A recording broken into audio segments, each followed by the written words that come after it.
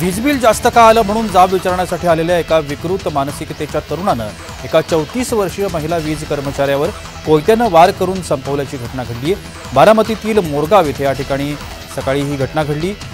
मन पिळवटून टाकणाऱ्या या घटनेमध्ये एका महिला कर्मचाऱ्याचा हकनाक बळी गेला। 570 रुपयांच्या बिलासाठी हत्या झाल्यानं 1 वर्षाचं बाळ पोरकं झालं।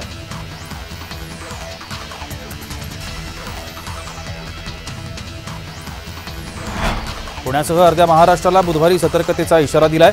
बुधवारी वादळी वारे वाहतील असा अंदाज वर्तवण्यात आलाय। ढगांच्या गडगडाटासह पावसाच्या सरी पडतील असा हवामान खात्यानं देखील अंदाज वर्तवला।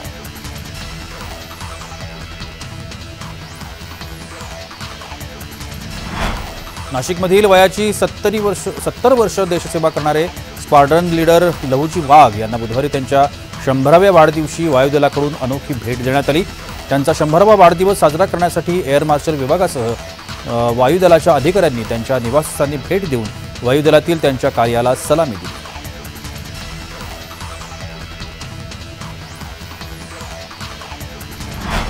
पुण्यामध्ये धक्कादायक प्रकार समोर आलाय। इंस्टाग्रामवर ओळख झालेल्या तरुणीला हॉटेलमध्ये बोलावून तिच्यासोबत जबरदस्तीनं शारीरिक संबंध ठेवून व्हिडिओ व्हायरल करण्याची धमकी देण्यात आली आहे। व्हिडिओ व्हायरल करण्याची धमकी देऊन 10 लाख रुपयांची खंडणी मागितल्याचा धक्कादायक प्रकार समोर आलाय। या प्रकरणी एका तरुणाला शिवाजीनगर पोलिसांनी बेड्या ठोकल्या।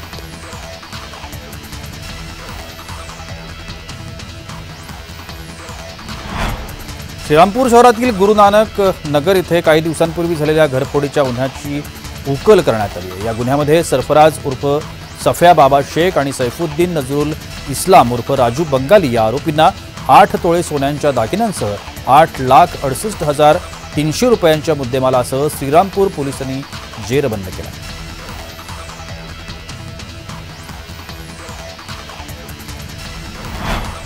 जुन्नर परिसरात रात्रीच्या वेळी शेतकऱ्यांचं सोयाबीन तसंच गहू चोरणारी 6 जणांची टोळी जेरबंद करण्यात आली आहे। तब्बल 5 टन 650 किलो वजनाचा मुद्देमाल जप्त करण्यात पुणे ग्रामीण पोलिसांच्या स्थानिक गुन्हे शाखेला यश आलं।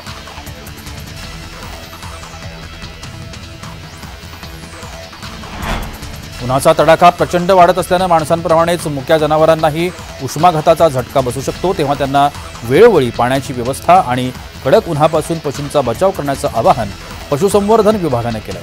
विशेषतः दुभत्या जनावरांना त्यांचा जास्त धोका असल्यानं त्याचं कडक उन्हांपासून संरक्षण करावं आणि दुपारच्या वेळेत त्यांना ठेवलेल्या ठिकाणी उन्हाचा त्रास जाणवणार नाही याची प्राथमिक काळजी घ्यावी असं पशुसंवर्धन विभागाकडून सांगण्यात आलं।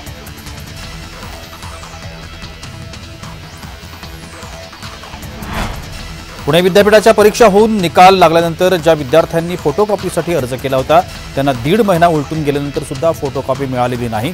फोटोकॉपीच हातात न मिळाल्यामुळे पुनर्मूल्यांकनासाठी विद्यार्थ्यांना अर्ज करता आलेला नाही आणि पुढच्या परीक्षेचा अर्ज भरण्याची मुदत संपलेली आहे।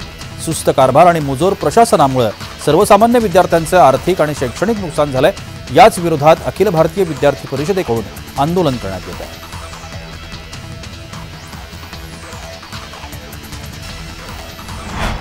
मेट्रो 3च्या पहिल्या टप्प्याची अंतिम चाचणी सुरू झाली आहे। त्यामुळे मे अखेरपर्यंत मेट्रो 3चा पहिला टप्पा सुरू होण्याची शक्यता आहे। मुंबई मेट्रो 3 आरे ते वांद्रा कुर्ला कॉम्प्लेक्सपर्यंत सुरू होईल। मेट्रो 3 हा कुलाबा वांद्रे सिम्स असा 33.5 किलोमीटर लांबीचा भूमिगत कॉरिडॉर आहे।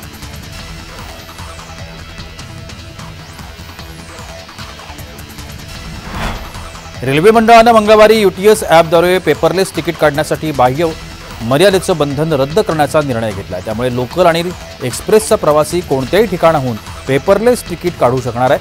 हा मोठा बदल झाल्यानं रेल्वे प्रवाशांना खूप मोठा दिलासा मिळाला।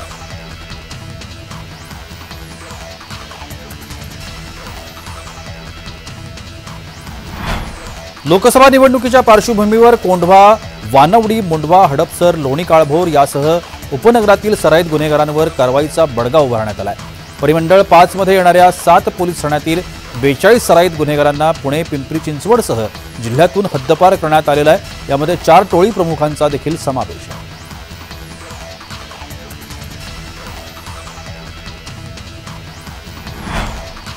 आगामी लोकसभा निवडणुकीच्या पार्श्वभूमीवर नाशिक परिक्षेत्रात तब्बल 21,000हून अधिक गुन्हेगारांवर प्रतिबंधात्मक कारवाई करण्यात आली आहे। या सर्वाधिक प्रतिबंधक कारवाई अहमदनगर जिल्ह्यामध्ये करण्यात आली आहे। 220 गुन्हेगारांवर तडीपारीची देखील कारवाई करण्यात आली आहे। नाशिक, अहमदनगर आणि जळगाव जिल्ह्यातील गुन्हेगारांवर कारवाई करण्यात आलेली आहे.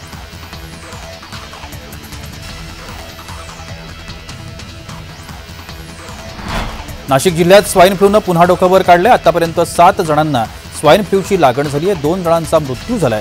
डेंग्यू आणि इतर साथीचे आजार कमी होत असताना स्वाईन फ्लूचे रुग्ण वाढत असल्यानं आरोग्य यंत्रणा अलर्ट मोडवर आली आहे. ग्रामीण विभागातून काही रुग्णांवर शहरातील खासगी रुग्णालयांमध्ये उपचार सुरू आहे. तापमान वाढत असल्यानं नागरिकांनी काळजी घेण्याचं प्रशासनाकडून आवाहन करण्यात आलं आहे.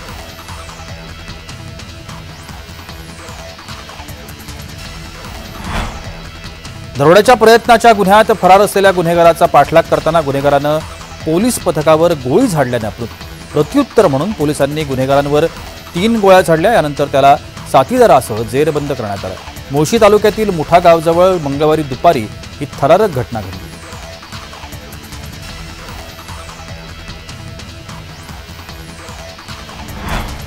सर्वसामान्यांचा रेल्वे प्रवास आरामदायी होण्याकरता यंदाच्या केंद्रीय अर्थसंकल्पात घोषित झालेल्या शून्य प्रतीक्षा यादीचे ध्येय गाठण्यासाठी भारतीय रेल्वेनं पावलं टाकलेली आहेत. मध्य रेल्वेवर 4 ठिकाणी मेगा टर्मिनस उभारण्याचा निर्णय रेल्वेनं घेतलाय. यासाठी महामुंबईतील 6 ठिकाणी जागांचा शोध सुरू झालेला असून शहरामध्ये जागेची अडचण आल्यास विकसित होत असलेल्या शहरांचा पर्यायही खुला ठेवण्यात आला.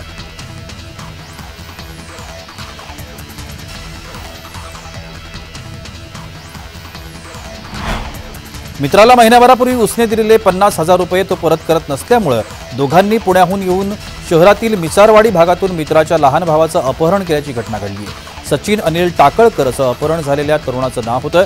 त्यानंतर पुण्याला पळून जाणाऱ्या 2 आरोपींना सिडको पोलिसांनी पाठलाग करत 3 तासात नगरजवळ पकडलं.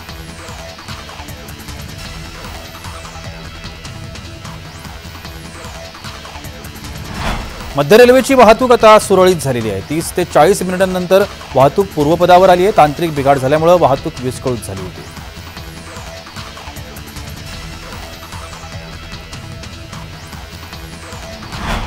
छत्रपती संभाजीनगरच्या घाटी रुग्णालयात रेबीजचं इंजेक्शन दिल्यानंतर अनेक रुग्णांना रिॲक्शन झाल्याचा प्रकार समोर आला. यामुळे घाटी प्रशासन आता चांगलंच हादरलंय.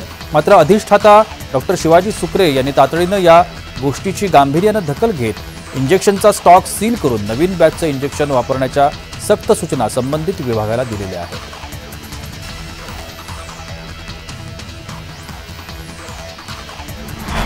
छत्रपती संभाजीनगरमध्ये मालेगाव महामार्गावर तिहेरी अपघात झालाय. या अपघातामध्ये 12 जण जखमी झाल्याची माहिती समोर आली. मालेगाव महामार्गावरील शिऊर बंगला परिसरामध्ये शिंदी नाला फाट्याजवळ टेम्पो, रिक्षा आणि माल वाहतूक करणाऱ्या गाडीचा तिहेरी अपघात झाला.